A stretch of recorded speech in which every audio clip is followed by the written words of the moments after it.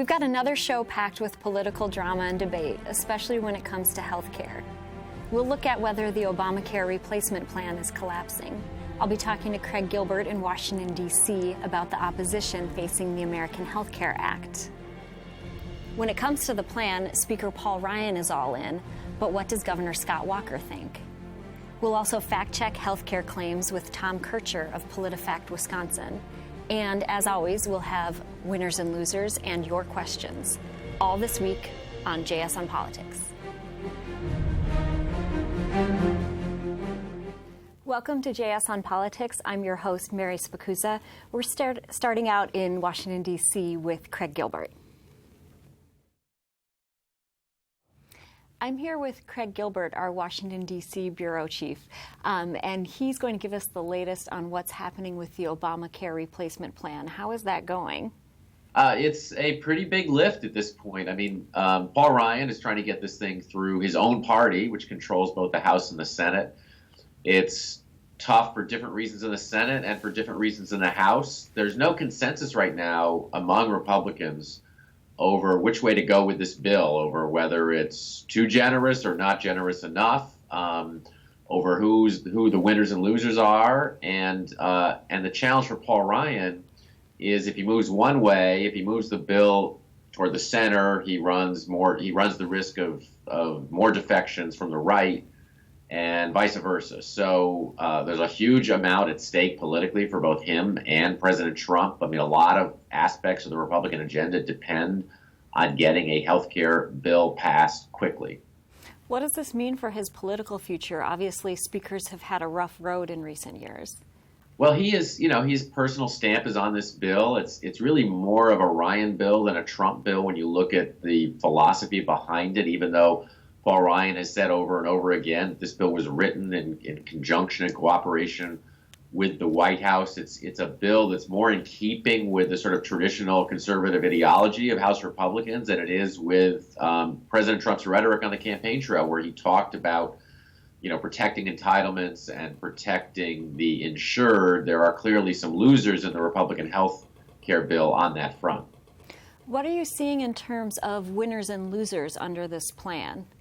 Well, it's interesting. I mean, what we see a pattern nationally and in Wisconsin where demographically the people on Obamacare who lose the most are people that you sort of associate with the sort of Trump vote, which are older Americans, rural Americans, middle to lower income Americans, and geographically something similar is going on. When you look at Wisconsin, I'm doing a piece for the weekend where I'm kind of mapping the effects of what happens to the healthcare tax credits under the Republican bill compared to the current healthcare law. And what happens is rural areas, particularly northern Wisconsin, get hit the hardest. I mean, these are areas that came in big for Trump. They're represented by Republicans in Congress like Sean Duffy in northern Wisconsin. And that's where you see the biggest kind of erosion in the support in terms of tax credits people would be getting to help pay their premiums, because under the current law, high-cost health care areas, places where it costs more, there are fewer health care providers, it's more expensive, they tend to be rural, and those places, people get extra help under the current health care law. They don't get the same bonus under the Republican health care bill, so the losers in this particular measure tend to be in northern Wisconsin, not southern Wisconsin. Thank you so much, Craig. I'm sure we'll be back in touch soon with more questions. Stay tuned. Thanks. Now I'm joined by Jason Stein in Madison and reporter Bill Glauber and columnist Dan Weiss here in the studio. So obviously House Speaker Paul Ryan is all in on this plan. Where is Governor Walker? Jason, why don't you tell us a little bit about what he said about this plan? Sure. Well, I think it's worth noting that for 7 years, Governor Scott Walker campaigned in 3 runs for governor, campaigned on repealing Obamacare and replacing it, and saying that, politicians need to be more focused on the next generation than the next election. Right now, it's been very difficult to get Scott Walker to give us an opinion on the health care bill. He really has not told us whether he would vote for the bill or would support the bill in its current form. He's not given us a list of what exact changes he would like to see to the bill, and he has not told us, what additional information he might need to be able to form an opinion and give us a clear statement on those questions. So, he's made statements instead like the bill is a work in progress, and he expects to see changes to the bill and things like that. We should point out that he was one of the Republican governors who refused to take the extra dollars from the federal government to expand Medicaid, but he did expand Medicaid under the program. But he's right. He's been making this statement repeatedly, but now that there's a bill out there, he's been reluctant to address it. And I think that's because obviously he's up for re-election next year, and there's a great deal of uncertainty with this bill. And the last thing you want heading into an election is uncertainty. Right now, we're not sure if the votes are there for this to pass both houses of Congress. And so he doesn't want to jump on board a bill that's not going to go anywhere, or to get on a bill that's going to force a number of people off the insurance rolls heading into his election. You might remember with the Johnson-Feingold race, everything was pretty close, but then the closer issue for the Johnson campaign was Obamacare. So health insurance and entitlements are big issues in elections. I think Mayor Tom Barrett said yesterday that his silence was deafening. Are you surprised that he hasn't been more talkative about this? No, he's not a member of the federal government. He doesn't have to vote on this. I'm sort of more interested in what Republicans in the state are doing about this. Duffy seems to be all in on it. Paul Ryan obviously is all in on it. It's his bill. It's his career up for grabs. And Ron Johnson appears to be sort of saying, well, we need to work on this bill. And Ron Johnson's made his entire career. That's the reason he said he decided to run. Yeah, repealing Obamacare. Repealing Obamacare. Mm-hmm. So, I mean, the fact that it's not all unified, even among the federal folks in the Republican side in Wisconsin, should tell you something. Glenn Grothman expressed reservations. He doesn't think the bill goes far enough. He's, with the more conservative wing of the party, even more conservative than Paul Ryan. But let's face it, the CBO report that showed up to 24 million would be losing their health insurance over a period of years was devastating. Didn't one critic say there's something for everyone to hate in this bill because it's gotten so much hatred from conservatives and liberals? Yeah, and actually the first year you end up losing, was it 16 million people? I think it's 14 million. But, I mean, a substantial hit in the first year, which is probably more important than the 24 million because... 24 million in 10 years, was that it? Right, mm-hmm. So the immediate hit will be the major impact, and that's what a number of people are worried about. Here's the difficulty for Republicans. When Democrats set up the Obamacare, they actually did a lot of things that helped older, lower-income, sicker voters who live in rural areas, voters who were not necessarily their voters. And ironically, Republicans are now set to do something similar by putting forward a healthcare bill that does a lot for young people, people in their early 20s who, might not be sick and might have, relatively decent jobs.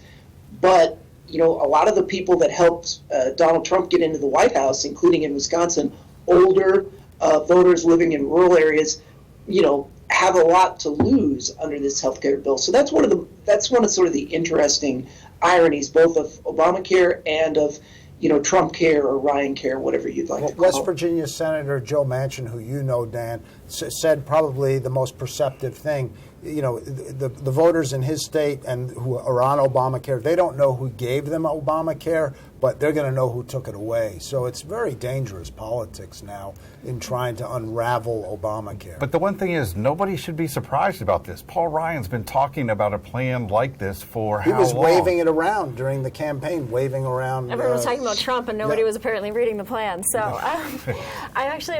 we have a taped segment where I was joined by Tom Kertscher of PolitiFact Wisconsin, who's been fact-checking a lot of these health care claims. So we're going to go to that next, and we'll be back soon. And now I'm here with Tom Kertscher of PolitiFact Wisconsin, who has done plenty of fact-checking for us on healthcare claims. So, Tom, we've got one from Paul Ryan, right.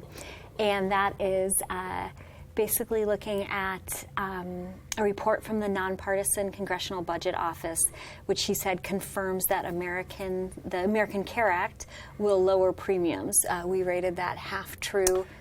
Yeah, half true because it's partially accurate. So what Paul Ryan was referring to is a report that was released, a government report that was released on Monday. It got a lot of headlines because it estimated how many people will lose health insurance if the Republican replacement for Obamacare becomes law. So Isn't in that referring, about 24 million? Right, Was that it? right. By about 10 years out. Yeah. Right. And sort of in counter to that, Ryan, pointed to another part of the report and said, hey, premiums are going to go down. What he's referring to is the report does make estimates for people who buy health insurance on their own, the individual market. And what the report says is that if the Republican plan becomes law, in the first 2 years, premiums for those people will actually go up 20 to 25%. And it's not until the period from 2020 to 2026 that those premiums will actually be lower as compared to Obamacare. What the report says is premiums for individuals are expected to be about 10% lower than they would have been if Obamacare remained in place. So we rated it half true. And would that be presumably maybe after people have stopped using it, that it could be maybe a healthier pool? Is that part of it? Yeah, the report cited several different reasons, but one reason that it's expected to go down over time is that they expect more competition, for example, in the marketplace, and more healthier people, if you will, buying in. Okay, well, I'm sure we'll have more to fact check on that one because Right. Paul Ryan's been talking about this a lot. That's right. So next up, we've got Tammy Baldwin, and she said Trumpcare would allow insurance execs to personally make millions of dollars off of your health care. We rated that one mostly false. Mm-hmm. Mostly false for PolitiFact is something that has an element of truth only.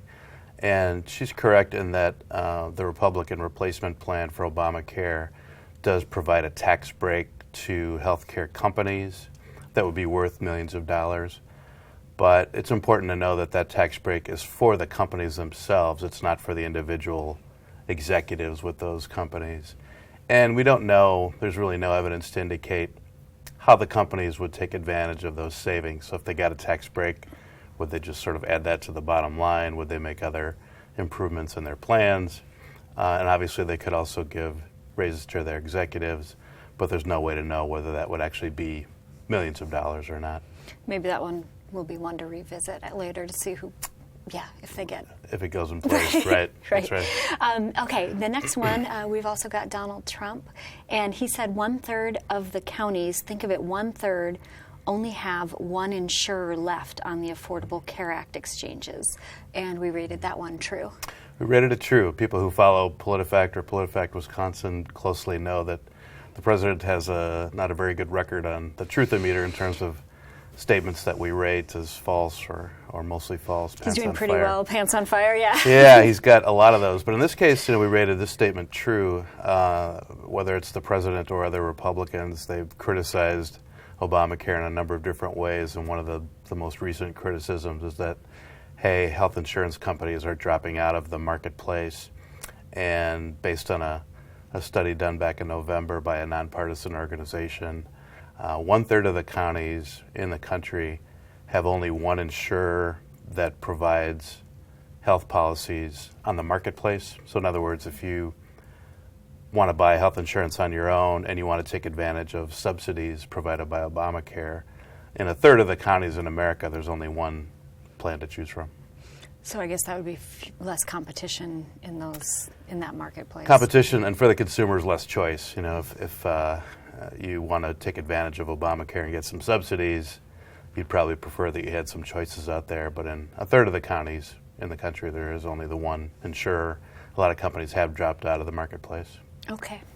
Got it. Well, we'll have to have you back soon, as there's a lot of talk about healthcare these Great. days. So Great. Thank you so much. You bet. Thanks. It's now time for winners and losers, and Our favorite part of the show. favorite part of the show. We're all winners. Bill, why don't you tell us who your winner is? The winner first? is obvious this week. It's playing outside our doors here today. It's March Madness. Did you have problems with parking? I did not pay $75 for parking, but there are some lots that are charging $75 for parking. Sort of astonishing. But March Madness has come to Milwaukee with 2 rounds of the NCAA tournament. It's always a good time.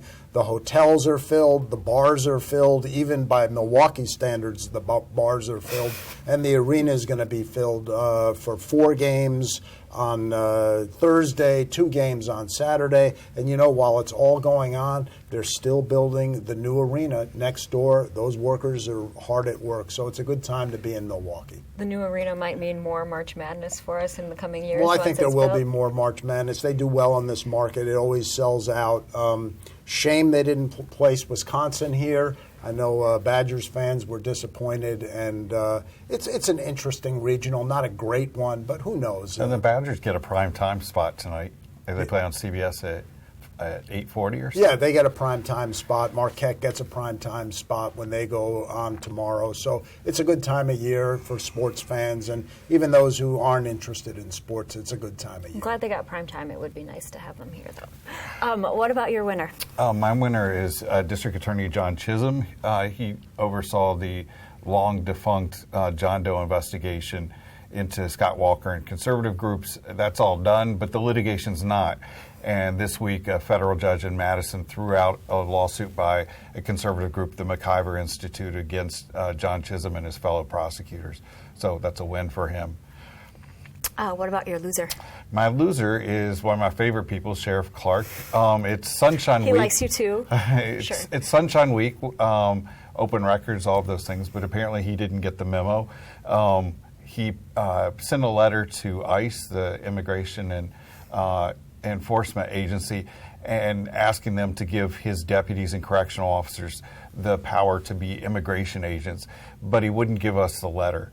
And it took an open records request, and they reluctantly gave it to us, so we finally ended up with the letter to see what actually he did. Actually, Bill and I... He posted a photo of it, but he wouldn't just send it. And I'm still having trouble seeing because we had to decipher that photo. We actually brought out magnifying glasses. Wow. And we were close on most of the stuff. We missed a couple of commas and whatever, but one page we couldn't even read at all. But I mean, it's just sort of bizarre that you would do something like that. Major impact in the community, creates major conflict because Chief Flynn doesn't want to do this. It makes arrests more difficult. Pulling over someone for speeding, and if they're an undocumented immigrant, it could become a deportation battle, then escalates a number of situations. In fact, Governor Walker said over the weekend that it's time for Chief Flynn and Sheriff Clark to get on the same page. But they seem pretty far from the same page on immigration issues, yeah. But he didn't say which one he thought was right in the dispute. So maybe when we catch him next time, we can ask. Mayor Barrett actually had some pretty uncharacteristically strong criticisms of Clark during an interview yesterday where he said that he was fighting crime one conservative cable TV show at a time. Right. Said that if most people who you ask would say he rode his horse out of town a long time ago, and that in nearly 13 years in office, he's actually never seen him at a crime scene. So that was pretty surprising. Well, FBI statistics will tell you that between 2012 and 2014, the sheriff's office investigated no murders or homicides and only 5 rapes. That sort of work is done primarily by the police department, by the Milwaukee Police Department. I wonder if most people watching him on Fox or whatever show know that. No, he's frequently as someone on the ground floor with terrorism and a number of other issues. It's kind of seen on the front lines of fighting crime in Milwaukee. Yeah, I mean, but you don't expect national TV shows to know what exactly is going on in Milwaukee. So, what about you? Your loser. Well, there's two. You can always say Milwaukee County taxpayers because of the pension mess that doesn't get it's the perma loser that doesn't get fixed. The other evergreen, I think, is the Democratic Party of Wisconsin. And this week we'll go with the Democratic Party of Wisconsin. It's getting late early in the governor's race, believe it or not. You got to sort of have your wits about you and start really making a move. And they finally got their first candidate to officially declare, some guy named Bob Harlow, who's in his 20s, probably known well to his family and friends, but not known at all in Democratic Party circles. They're really having a difficult time coming up with a candidate for governor. It's sort of astonishing when you think about the politics of it. They've had some time to think about this. They have no bench, zero bench. And those on the bench, like Ron Kine, repeatedly says no, as he did recently. Yeah. And the only other candidate who's out there saying, yes, I'm seriously thinking about running, Senator Cullen. So you've got, a guy who's been in office 30 years or perhaps And he's longer. been out of office for several years. Right. And Did it's someone just, else tell AP that they're considering it and expect to have a decision in the coming weeks? Yeah, there's a Milwaukee businessman. I can't remember his name off the top of my head. Someone- But that's the significance of it. The people you're looking at now are people who are either fringe players or perennials. Meanwhile, very important, while the Democrats struggle to come up with any sort of candidate, the Republicans have maybe 5 or 6 who are jockeying to run against Tammy Baldwin. You've got to have candidates. You have to have candidates to run for offices. I mean, if they don't really have decent candidates, all the firepower is going to be, sent against Tammy Baldwin. You have to defend her seat if you're Democrats, and you have to go on offense in these other seats, and they seem incapable of going on offense. So this week it's the Democratic Party of Wisconsin. Maybe next week it'll be back to Milwaukee County taxpayers who are continually getting hurt by the pension mess. Time will tell.